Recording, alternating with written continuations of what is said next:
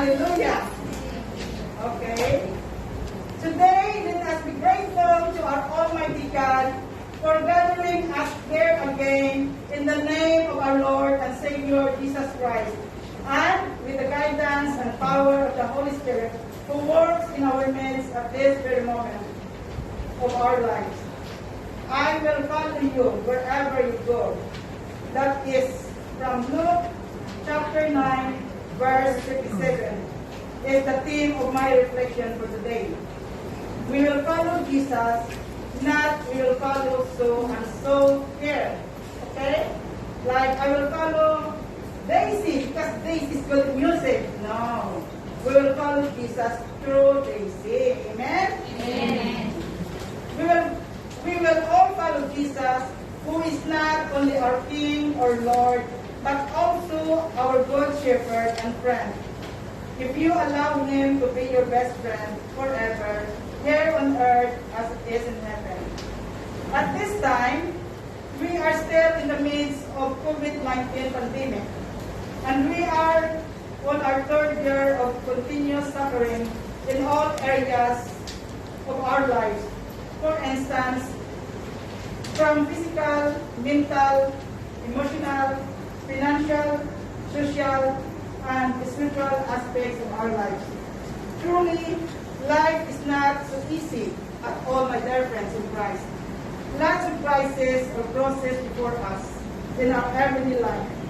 We really have experienced these crosses or burdens from our families, homes, or in our workplaces, or even in our church. Am I right? Yes. Now, let us see the gospel. It is all about the Samaritans' opposition for not welcoming Jesus in their village, and who is going to Jerusalem. Sometimes it also happens in our everyday life. Some people are not so happy of having us to stay in their company, not happy to welcome us as their new friends. It is really so bad, right? But be not disappointed with this kind of people, and someday they will realize that they are wrong for not accepting us, for not accepting such graces or blessings from the heaven. Do not stress yourself once you know that there are some negative thoughts or reactions towards you. Just move on only, and continue to do more acts of charity to others.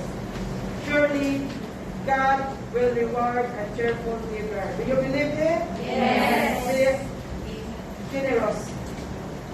Moreover, the other part in the gospel is about the cost of following Jesus Christ, the Messiah or the Anointed One. Here we have noticed the different reactions or replies of the people whom Jesus himself has invited personally. Yes, there are different types of followers in our reading. Like some are unable to attend or not available, while others think of their own and personal needs first. And others, or some people, look back at their past and never lived there. They have imprisoned themselves in the past way of life. They cannot move on and trust God and His divine providence. If we are aware of what is going on, like in connecting the two stories, Jesus takes note. Please take note that Jesus was ready to leave everything for us, for all of us here right now. Not only for the one in Christ abroad, or Catholic migrant community, or for the choir, but for every soul that calls upon the name of Jesus. Amen? Amen. He did not look back. Instead, he faced what God told him to do for us to be saved. For us to be saved. Remember that. Let us be true followers of Christ, that we can leave everything behind us and trusting Him wholly and selflessly on what He has planned or prepared for us. Are you ready or willing to follow Jesus? Yes. Are you happy to live your precious treasures over Jesus? Yes. Yes, to follow Jesus means you need to follow your daily process in life. You need to embrace your problems and do not run away from your process. And why? Because Jesus himself has been nailed to the cross, and there he is present on the cross. He did follow his Father's will. Therefore, my friends in Christ, with God's grace, let us follow Jesus, for he is our Lord and Savior.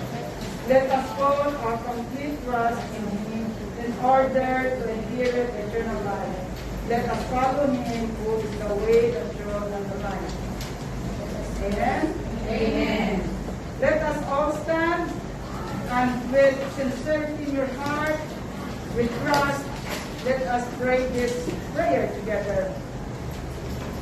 All, dear Lord, You really know me personally. There are unwieldy days where I know about you and your works in my daily life.